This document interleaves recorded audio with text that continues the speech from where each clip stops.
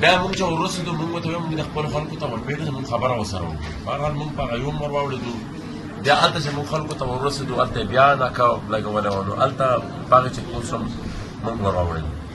هلته چې موږ ور واوړېدو نو خلک موږ ته خوشحاله وو او زموږ په خوشحالۍ کې هغې لږ جذباتي شو. زموږ دپاره د هرکلۍ دپاره خبرې مبرې د خوشحالۍ اظهار کولو چې په دې کې زموږ د شا طرف نه فوجیانو ډزې شروع کړې. او ډزې داسې ډزې شروع کړې چې لکه دا 3-4-5 سکنډه خو موږ دا خیال و چې ګنې دا به هوایي ډزې خو چې بیا سایډ ته ما سره هم یو کس بلکل جفت وغورځېدلو. هغه نه روانه شو نو ما ته پته ولګېده یاره دا خو سړی. خو بیا دې طرف ته یو بل کس و هغه هم وغورځېدو نو ما ته اندازه ولګېده چې یاره دا خو اوس دوی سټریټ فایرنګ کوي.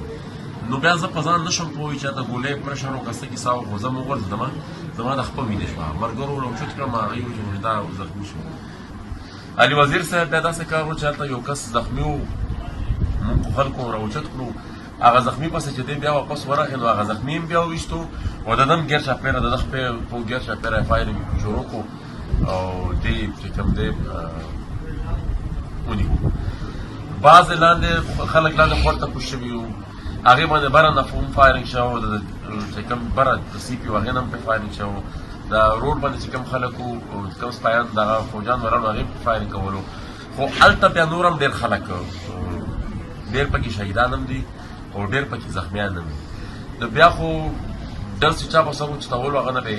بیا خو د چا سره به موبایل و هغه سړی به بلکل نه پرېښودو.